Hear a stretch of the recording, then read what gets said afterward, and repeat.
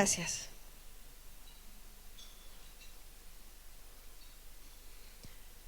Vuelvo a decir que cualquier pregunta final, el panel principal está acá. Bueno, a ver, vacunación en inmunocomprometidos. Este tema es muy bonito para mí porque, como les mencionaba, trabajo principalmente con niños con cáncer. Pero dentro del contexto de inmunocomprometidos, pues no solamente hay niños con cáncer, sino también tenemos otras enfermedades, otras inmunodeficiencias secundarias. Ahí está la cabeza VIH y hay guías específicas y sabemos cuándo vacunar y qué vacunas poner en los pacientes con VIH, está como un poco más establecido. Y entonces vamos a ver un poquito cómo va a ser la respuesta inmunológica de la vacunación, las oportunidades que tenemos, los beneficios y luego las barreras y qué debemos mejorar, ¿verdad? ¿Podrías apagar esa luz, por favor, que no me deja ver?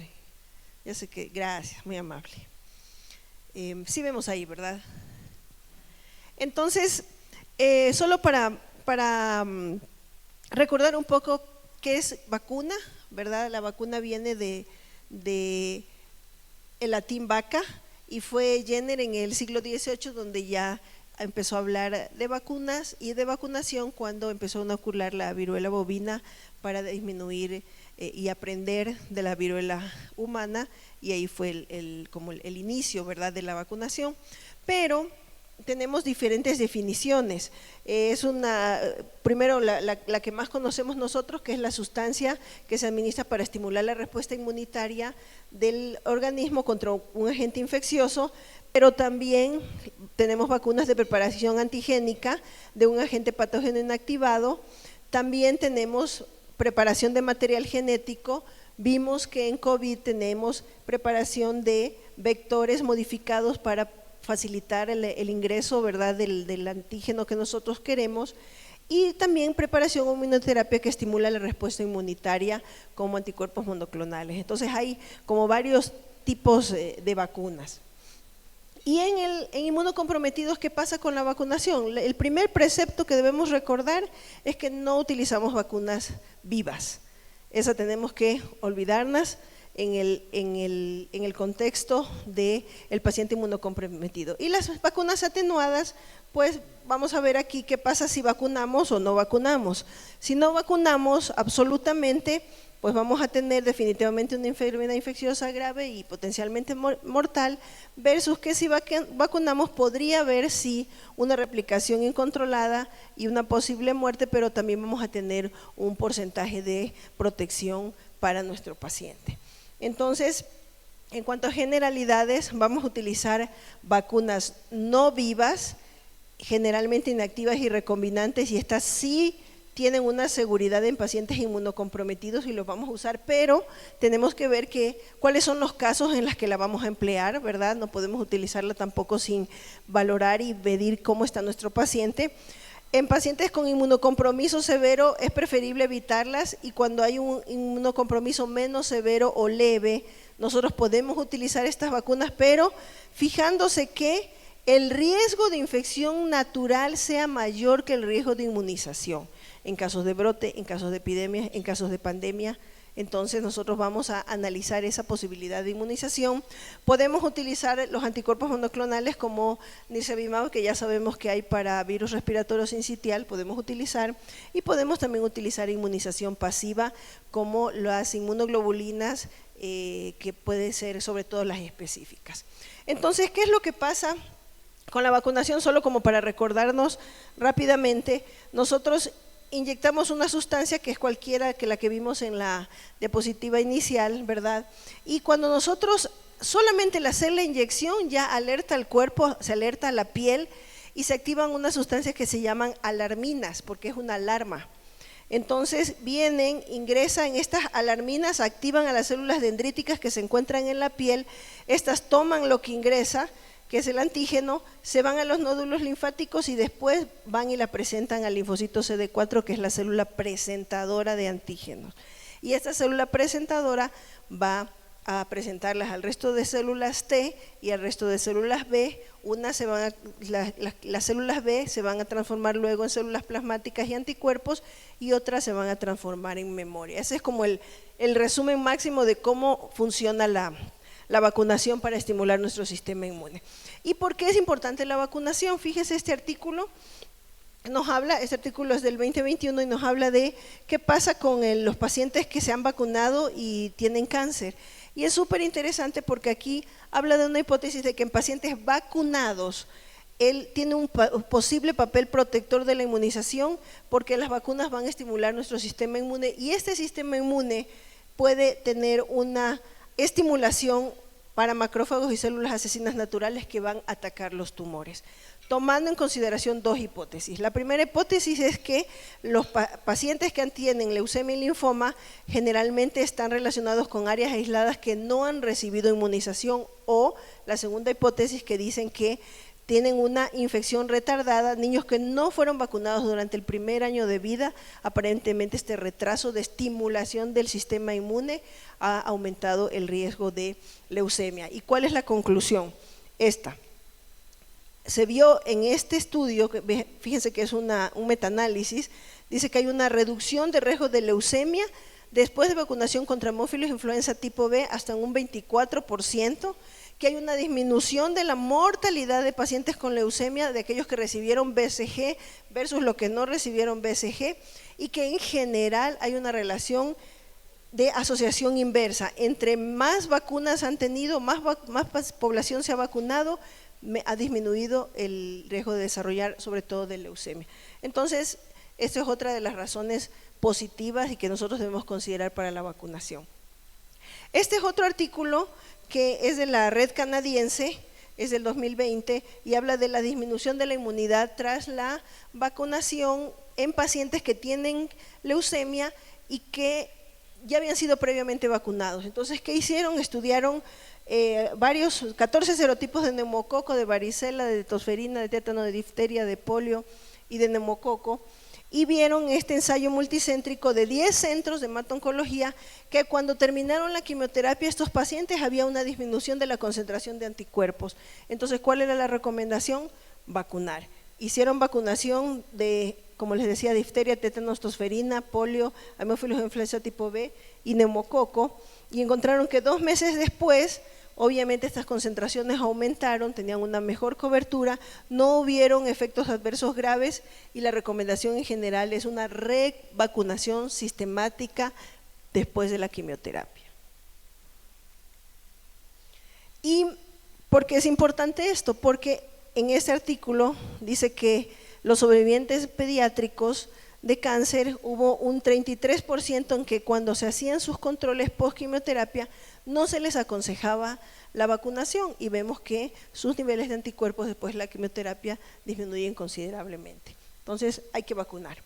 Y este artículo, que me pareció súper bueno, que también lo pueden acceder porque está gratuito, es del 2023 y habla justamente, específicamente de vacunaciones en niños con enfermedades hematológicas malignas y post-trasplante y otras terapias celulares, y es muy completo, y aquí explican específicamente por qué y cuándo el momento óptimo de vacunación no está bien definido, exactamente definido post-quimioterapia. ¿Por qué?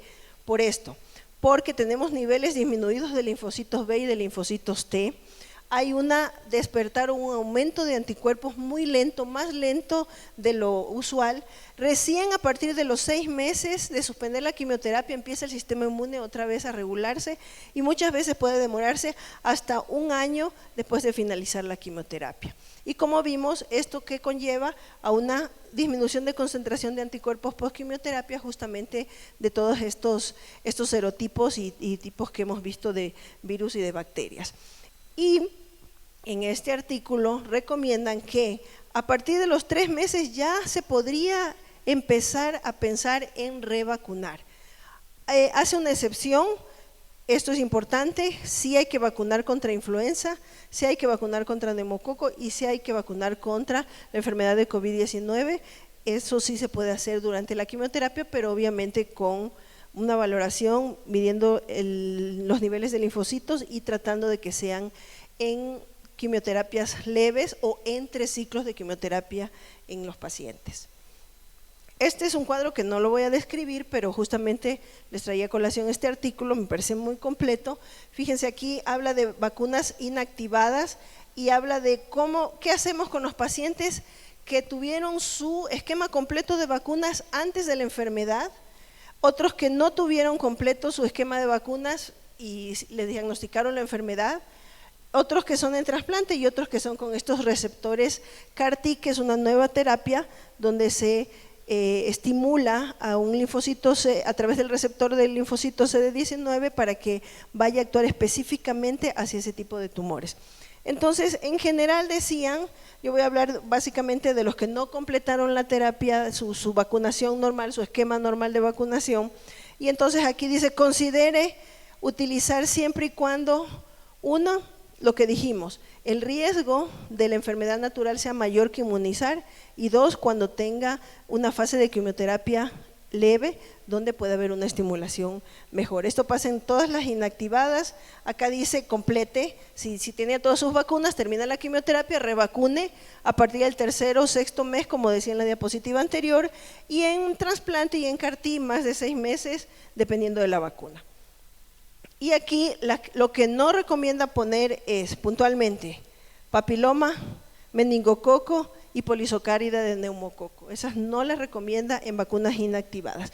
Y en vacunas vivas no está recomendado para nada varicela, sarampión, rubiola, parotiditis y rotavirus. Fíjense, rotavirus, no, en ninguna. Y siempre recordando que si es un paciente que ha recibido inmunoglobulina, hay que esperar.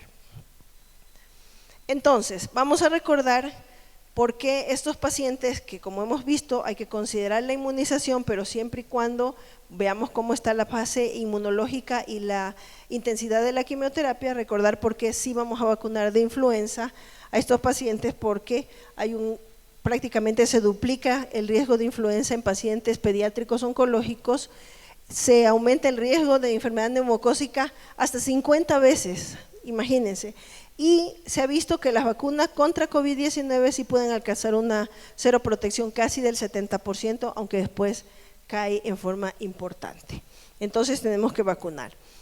En trasplante de médula ósea, de células madres hematopoyéticas, hay que pensar que los pacientes que se trasplantan es como que nunca se hubieran vacunado, independientemente de su esquema de vacunación o del esquema que hayan recibido.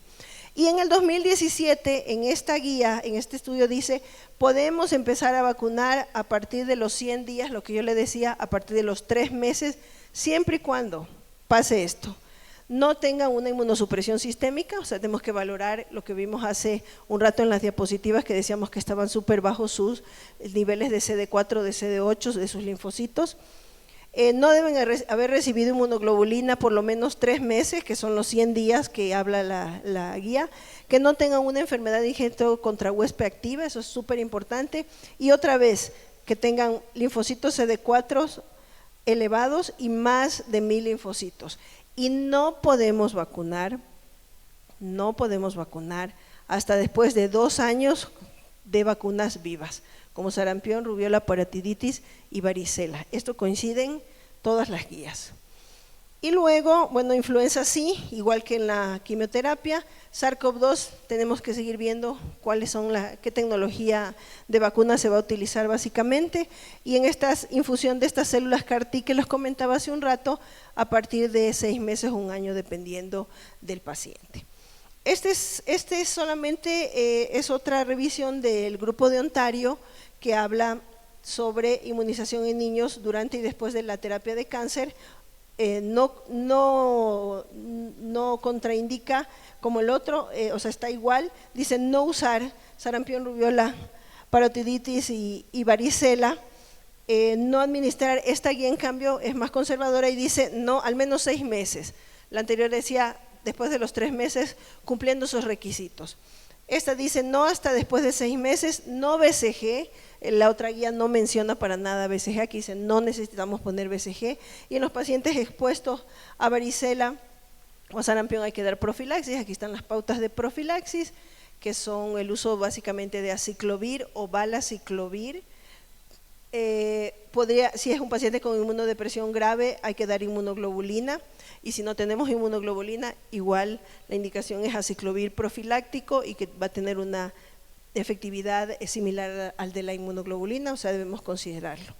Otros pacientes que sí nos pueden llegar, que pueden tener necesidad de vacunación, son los pacientes esplenectomizados o que tengan asplenia por alguna razón. Por ejemplo, pacientes, un poco lo que podemos ver son los pacientes que tienen estos tumores de páncreas, que son benignos, pero que se llaman tumor de Franz, y a veces en la cirugía tienen que retirar el vaso. Entonces nosotros tenemos que vacunar 14 días antes de la esplenectomía electiva. Esos pacientes tienen que ser vacunados, y si no se puede y es una esplenectomía de urgencia, por ejemplo en trauma, hay que vacunar al 7º día, y si no tenemos la certeza, antes del alta. Entonces, básicamente, estos pacientes van a tener riesgo de bacteremia fulminante por bacterias encapsuladas, que son ¿cuáles? Haemophilus influenza tipo B, meningococo y neumococo. Y aquí en esta guía ya habla de ocupar la vacuna de 20 serotipos, pero si no, pues la de 13 serotipos, que es la que tenemos disponible. En errores innatos de la inmunidad, cada vez aumentan más. Hasta ahora se están describiendo 550 errores innatos, pero esto va a aumentar. Aquí es muy puntual, son cosas muy puntuales, y esta es tomada de la guía canadiense del 2024, esta revisión. Y aquí, más que de la seguridad de la vacuna, pues sabemos que todas las vacunas son seguras. ¿Qué es lo que se pone en duda? Es la eficacia de la vacuna, porque si los pacientes que tienen defectos de células B, como vimos que era una de las principales líneas que se estimula con la vacunación, si no hay función o la función es defectuosa, no tiene sentido vacunar. Recordar que estos pacientes también tienen administración de inmunoglobulina, y esto interfiere con vacunas. Lo que sí recomiendan, igual que con el resto, es influenza y COVID, y para nada vacunas vivas. Esa también nos olvidamos, como es el concepto global de todos los inmunocomprometidos. En estos casos de que hubiera defectos parciales de células B, o sea que sí hay una respuesta que no tiene completamente suprimida la línea de células B, sí se pueden utilizar vacunación. Y fíjense que aquí cambia mucho los esquemas, hablan de mayores dosis, repetir dosis de hepatitis B, sí se puede dar HPV o papiloma. Nuevamente hacen referencia a que ya se puede utilizar vacuna de neumococo de 20 serotipos, sino usar la de 13 serotipos, pero ya podemos dar eso. Y hay que revacunar contra meningococo y contra COVID-19. Estos son defectos de células B. Los defectos de células T igual se pueden dar, pero todas, fíjense, todas están contraindicadas. Las únicas que se podrían dar es cuando tenemos defectos parciales, como de este tipo, contando que los linfocitos CD4 estén por arriba de 400, pero en general en deficiencias o defectos de células T no debemos vacunar. Ahí la única salvedad es anticuerpo monoclonal para virus respiratorio sincitial, nirsevimab, que ya se está utilizando cada vez más.